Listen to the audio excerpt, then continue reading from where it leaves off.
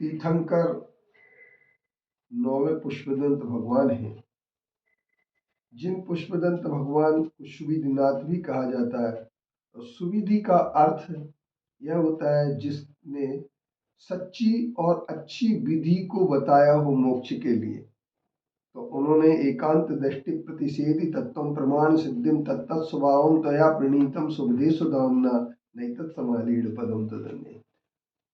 पर आचार्य समंतभद्र देव इनका स्तवन करते हुए कहते हैं कि जिनकी वाणी में एकांत दृष्टि प्रतिषेध तत्व, एकांत की दृष्टि का प्रतिषेध करके जिन्होंने सच्चे तत्व को बताया हो, प्रमाण और नए से जिन्होंने सिद्धि की, प्रमाण सिद्धे जगते, और जिन्होंने संपूर्ण जगत के लिए सिद्ध कर दिया हो, और ऐसे सुविधिनाथ भगवान जिन्होंने की यह विधि और निषेध रूप पद्धति के माध्यम से तत्व को जो संपूर्ण जगत के जीवों के लिए प्रतिपादित कोई दूसरा मत वाला नहीं कर पाया, ऐसे मत के लिए जो सुविधिनाथ भगवान ने संसार के प्राणियों के लिए किया है, उनका नाम ही सुविधिनाथ या पुष्पदंत कहा जाता है। हम यह कह सकते हैं कि यह स्तवन करते हुए आचार्य समंतभद्र देव जी कहते हैं कि संसार का प्रत्येक पदार्थ स्वरूप की अपेक्षा से सत्य है और पररूप की अपेक्षा से असत है। सापेक्ष कथन करने से दोनों सत्य और असत रूप पदार्थ का कथन जब एकांत रूप से किया जाता है तो उस समय वह एकांत पक्ष कहलाता है, और जब इस पक्ष के लिए हम इस रूप में प्रस्तुत करते हैं कि दोनों की सापेक्षता रखते हैं, वह अनेकांतमय कहलाता है। और विविक्षा भेद से दोनों पदार्थों को स्वीकृत करना अनेकांत कहलाता है। इसके सिवाय तत्व की विवेचना करने वाले सभी वक्ता एकांत के गहरे गर्त में दिखाई देते हैं।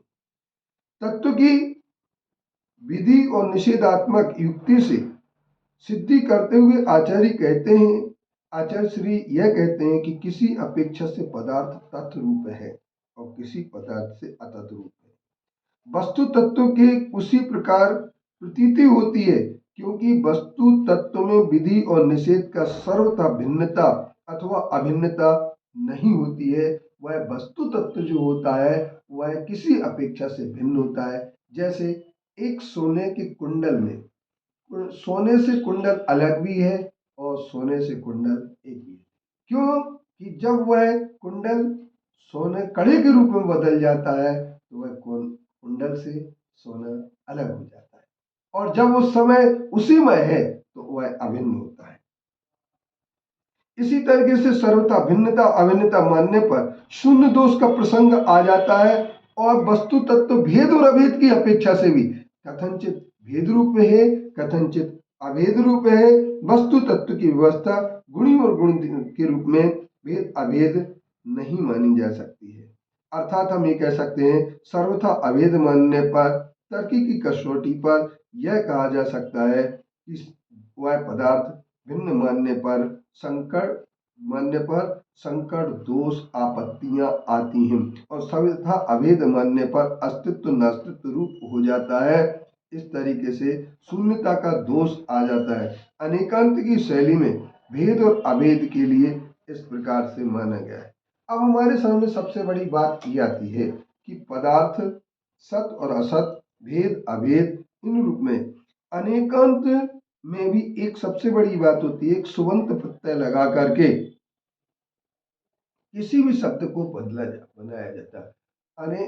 उन्होंने यह बात एक कही है, अनेक रूप होने के बाद भी क्या अनेक में कम च पदस्व वाच्यम रक्षा इति प्रत्ययवत् प्रकृत्या आकांक्षणा स्यादिति वै न पातो गुणानुपेक्षणीय विवाद है। अनेक, एक शब्द के अनेक अर्थ होते हैं, एक शब्द के अनेक अर्थ होते हैं, और वह शब्द जो होता है स्यात् शब्द से जोड़ देने के बाद वही अर्थ मुख्य हो जाता है, वही अर्थ गौण भी हो जाता है। इसलिए हम ये कह सकते हैं कि एक शब्द की अपेक्षा न रखने पर सर्वथा एकांत का कथन हो जाता है। और शब्द को पद कहा जाता है। शब्द तीन प्रकार के होते हैं शक्तियों की अपेक्षा से। अविधा, लक्षणा और व्यंजना। अविधा जो शक्ति के इस शब्द को सांकेतिक अर्थ ग्रहण किया जाता है गुण, द्रव्य आदि की जाति की अपेक्षा से, और लक्षणा में उस शब्द से अर्थ भिन्न ही होता है।